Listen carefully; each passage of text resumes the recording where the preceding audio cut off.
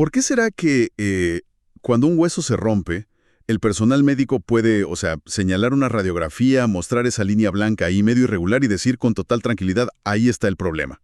Claro, es muy visual. Exacto, pero cuando un estudiante grita o lanza un libro en un salón de clases, de repente cada persona en la habitación tiene una teoría diferente, una teoría súper emocional y contradictoria sobre qué es lo que está, digamos, roto. Esa es la gran paradoja de cómo entendemos a nuestra propia especie, ¿no? Con la ortopedia o la cardiología, pues aceptamos la física, la biología, los hechos medibles, pero cuando damos un paso hacia el mundo del comportamiento humano, parece que abandonamos la ciencia por completo y nos convertimos en novelistas. Totalmente. O sea, empezamos a inventar motivos ocultos, usamos etiquetas de personalidad y asignamos juicios morales a todo. Es como si la mente humana necesitara crear una historia de buenos y malos para explicar por qué alguien hace lo que hace. Y el problema de eso, según esta enorme pila de fuentes que tenemos hoy para este análisis profundo, es que las novelas no resuelven problemas reales. No, para nada. Así que nuestra misión hoy en Behavioral Intelligence es encender un reflector sobre este paisaje que honestamente suele ser bastante turbio.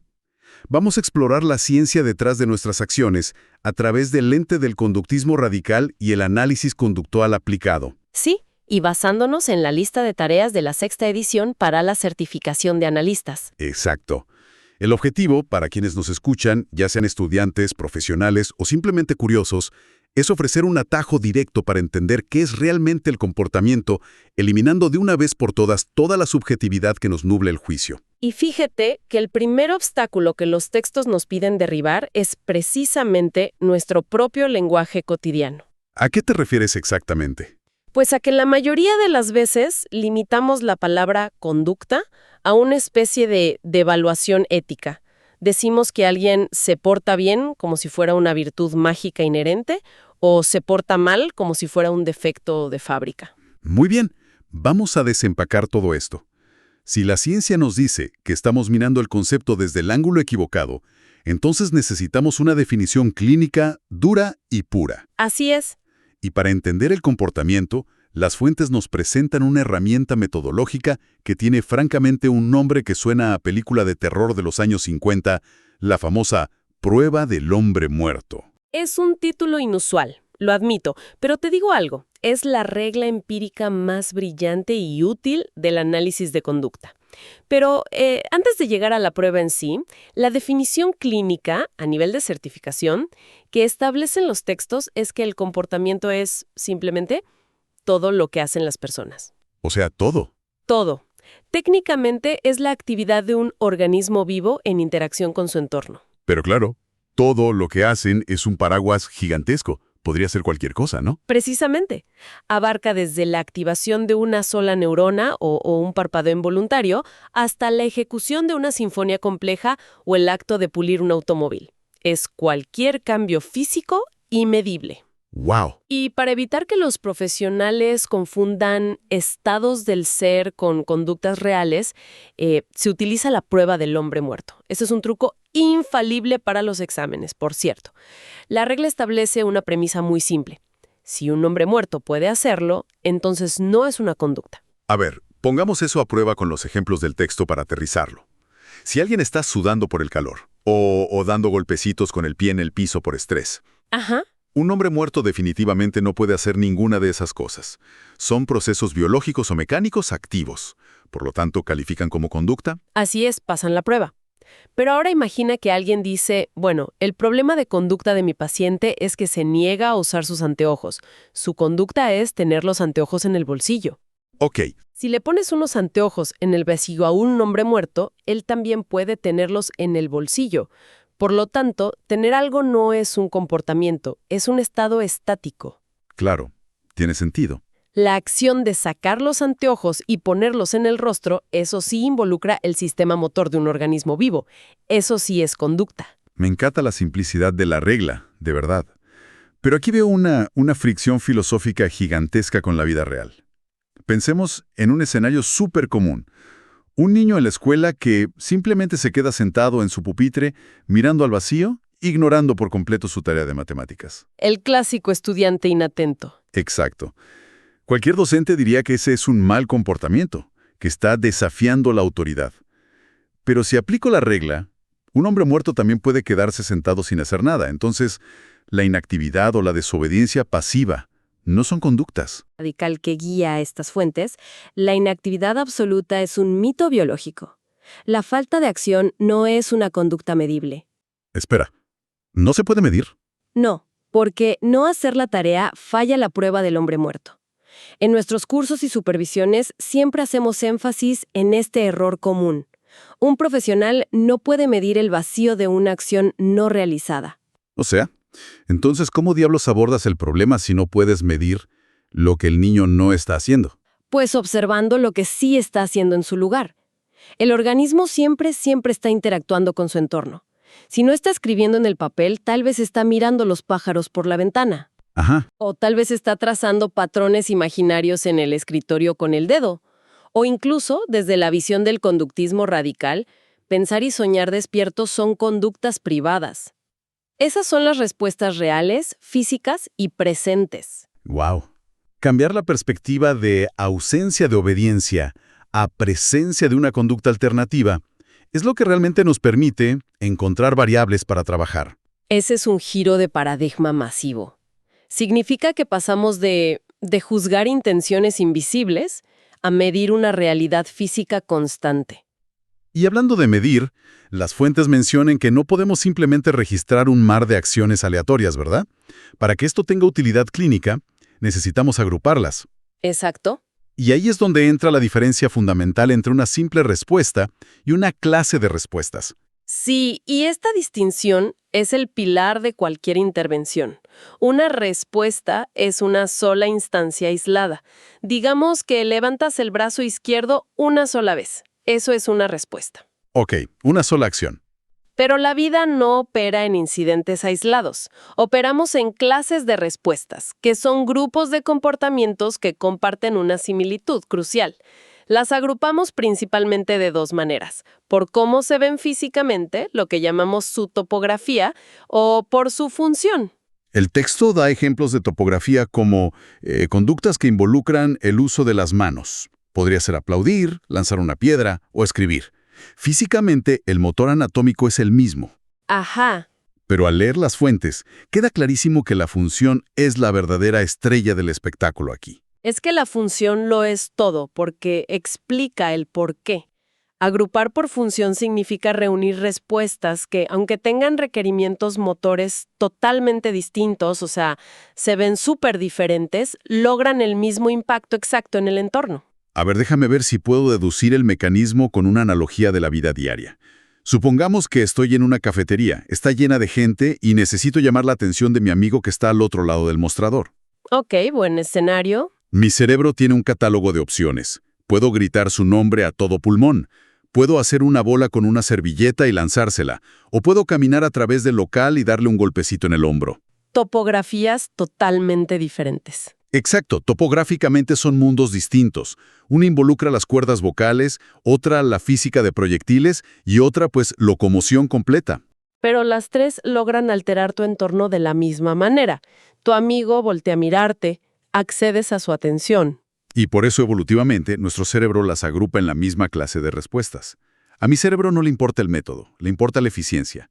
Si morder, llorar o pedir por favor logran el mismo resultado, digamos, escapar de una tarea difícil, Que es súper común en la práctica clínica. claro, todas son herramientas en el mismo cajón funcional, ¿no? Y ese es el secreto clínico de oro. Si un analista identifica que la función de una agresión es, como decías, pedir un descanso, no se enfoquen a reprimir la agresión sin más. ¿Sería inútil? Exacto. Lo que hace es enseñarle a la persona a usar una tarjeta que diga necesito una pausa o usar un dispositivo de comunicación. Cambia la topografía a una versión segura, pero respeta y mantiene la misma función. El paciente sigue logrando su descanso, pero sin lastimar a nadie. Claro, pero esas decisiones, ya sea gritar en el café o entregar una tarjeta de descanso en una sesión, no emergen del aire. Siempre están ancladas a lo que ocurre alrededor. Y aquí es donde los textos introducen la definición del entorno. Y debo decir, la definición es casi alienígena de tan precisa. Lo es. Es una definición a nivel BCBA muy estricta. El texto define el entorno como todo excepto las partes móviles de un organismo. Aquí es donde se pone realmente interesante, porque esa definición es tan vasta que resulta inútil a menos que nos enfoquemos en los estímulos, ¿verdad? Así es. Un estímulo es un cambio de energía que afecta a un organismo a través de sus células receptoras. Y si pensamos en las implicaciones de eso, significa que el entorno no es la habitación en sí. El entorno es solo la energía que tus ojos, oídos y piel son capaces de procesar en ese momento. Esa es una deducción crítica para quienes se preparan para el examen. Dos personas en la misma sala de juntas no están en el mismo entorno conductual. ¿En serio? Claro, si una persona tiene una audición perfecta y la otra tiene pérdida auditiva parcial, los estímulos que desencadenan su respuesta son diferentes. Pero la ciencia conductual va un paso más allá de la biología básica de los receptores e introduce un concepto vital, las operaciones motivacionales. Esto me voló la cabeza en las fuentes.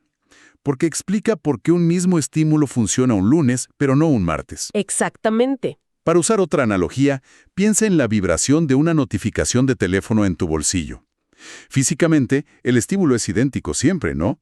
Es la misma onda de energía cinética. Ajá, el motor vibra igual. Pero si estás durmiendo profundamente a las 3 de la mañana, esa vibración es una molestia. Algo a lo que le das un manotazo para que se apague y te dejen en paz. Sí, te quieres deshacer de eso. Sin embargo, si acabas de tener una entrevista de trabajo y estás esperando la llamada de confirmación, esa misma vibración es el estímulo más poderoso del mundo, alterando toda tu conducta para que saques el teléfono en una fracción de segundo. El estímulo físico no cambió para nada.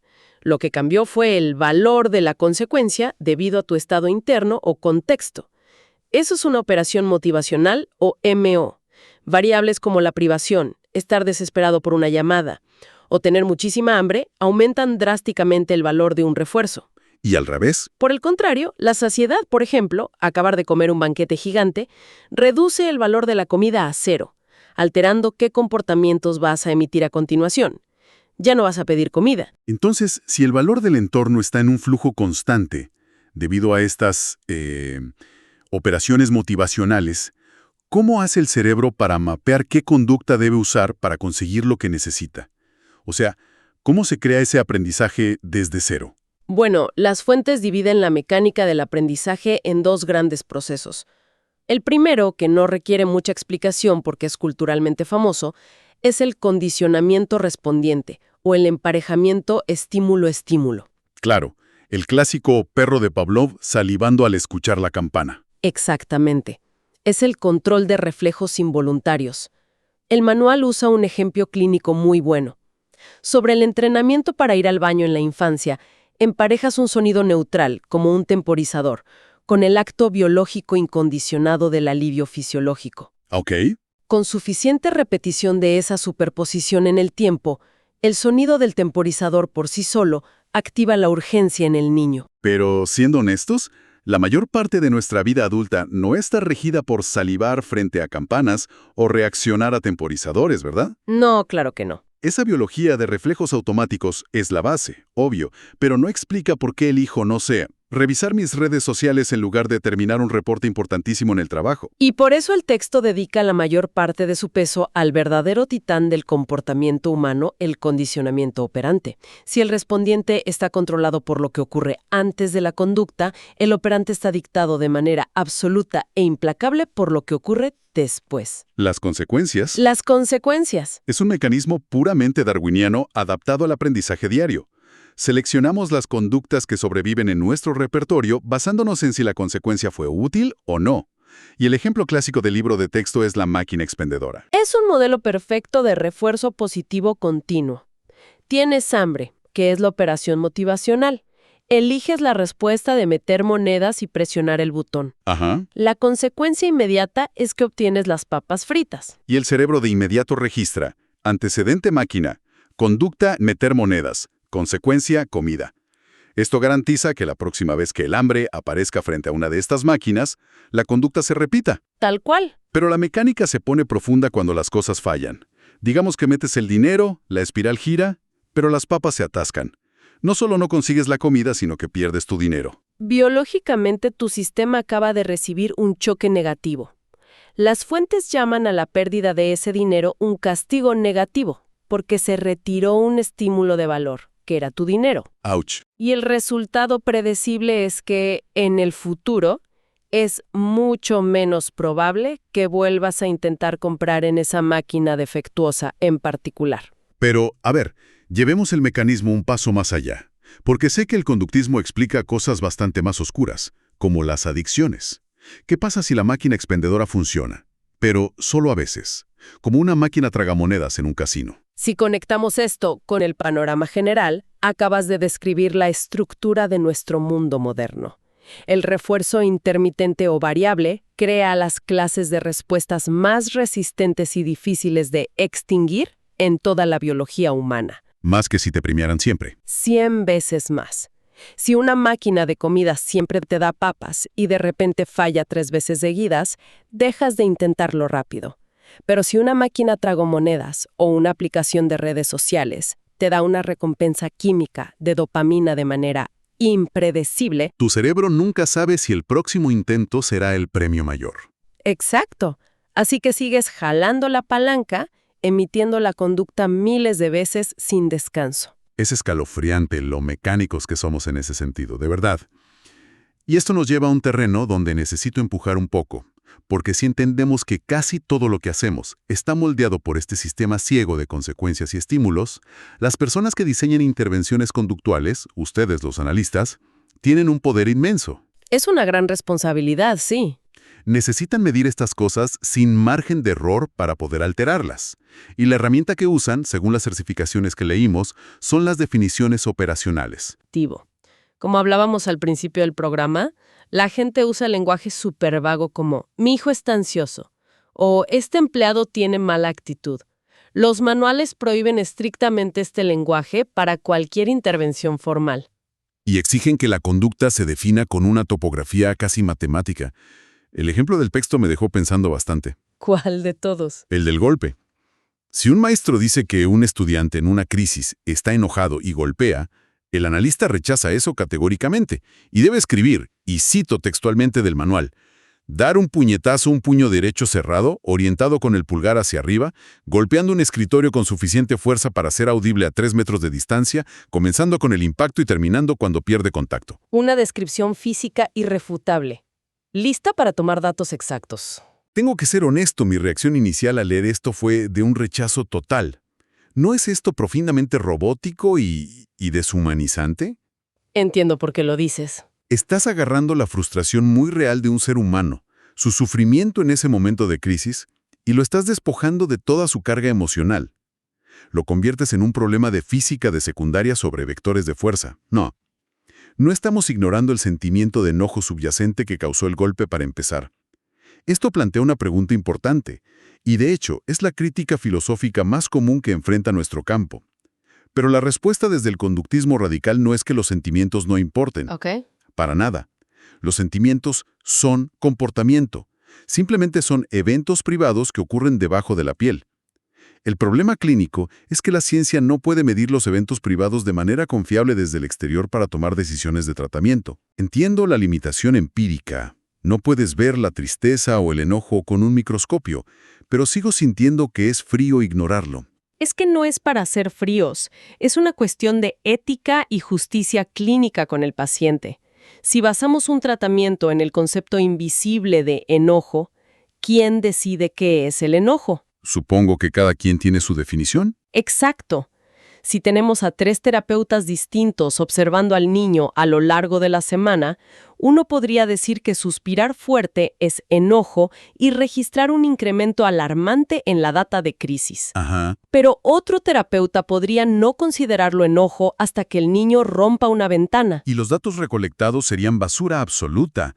No tendrías ni idea de si la terapia está funcionando. Exactamente. Podrías mantener a un niño en un tratamiento inútil durante meses, cobrando códigos de seguro, perdiendo tiempo valioso solo porque los observadores están midiendo cosas distintas basadas en sus propios prejuicios emocionales. ¡Wow! Visto así, cambia todo. Solo siendo radicalmente objetivos y midiendo el impacto del puño en el escritorio como describiste, podemos garantizar que el equipo entero esté rastreando exactamente la misma variable. Es la única forma de probar, con certeza matemática, que le estamos enseñando al niño a reemplazar ese golpe por una solicitud verbal y que su calidad de vida realmente está mejorando. O sea que la objetividad extrema no es una herramienta para ignorar la humanidad de la persona, sino la única red de seguridad que previene que nuestros propios sesgos intervengan en su recuperación. Así lo veo yo. La medición precisa es la mayor forma de empatía clínica que un profesional puede ofrecer. Entonces, ¿qué significa todo esto?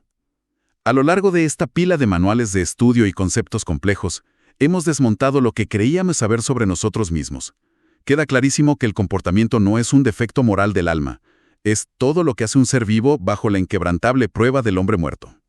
Todo lo que interactúa con el ambiente. Vimos que nuestras acciones no son incidentes aislados, sino clases de respuestas agrupadas por su eficiencia para lograr algo en el entorno.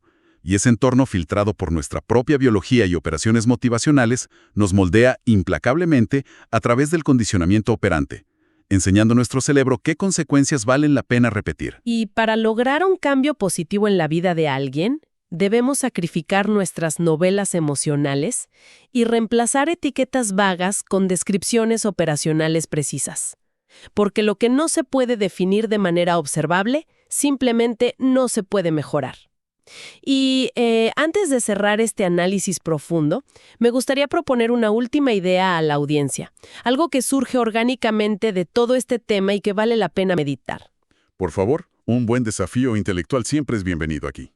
Hemos pasado el tiempo diseccionando cómo cada microrespuesta que emitimos está silenciosamente atada a una colosal historia de condicionamiento operante. Ajá. Años y años de refuerzos y castigos, muchos de ellos intermitentes e impredecibles, moldeando nuestras preferencias, nuestras fobias y nuestras rutinas diarias.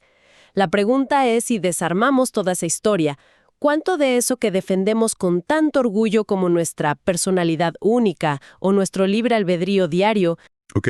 cuánto de eso es en realidad la sombra persistente de una máquina expendedora invisible que nos entregó el premio adecuado en el momento adecuado hace años y simplemente olvidamos que ocurrió? ¡Wow! Eso sacude un poco los cimientos filosóficos de cualquiera. Pensar que nuestras decisiones más íntimas podrían ser simplemente el eco de consecuencias ambientales pasadas es profundamente inquietante, pero a la vez fascinante. Es una gran lente para ver el mundo. Es un excelente ejercicio para cualquier persona que nos escuche, hoy mismo, observar detenidamente su entorno. Tratar de identificar qué variables invisibles, qué operaciones motivacionales o promesas de refuerzo están operando en segundo plano, dictando sus decisiones sin que se den cuenta. Y la próxima vez que vean una conducta que les desconcierte, en lugar de inventar una historia de villanos, simplemente observen la física del entorno. Hasta la próxima, sigan preguntando y sigan analizando en Behavioral Intelligence.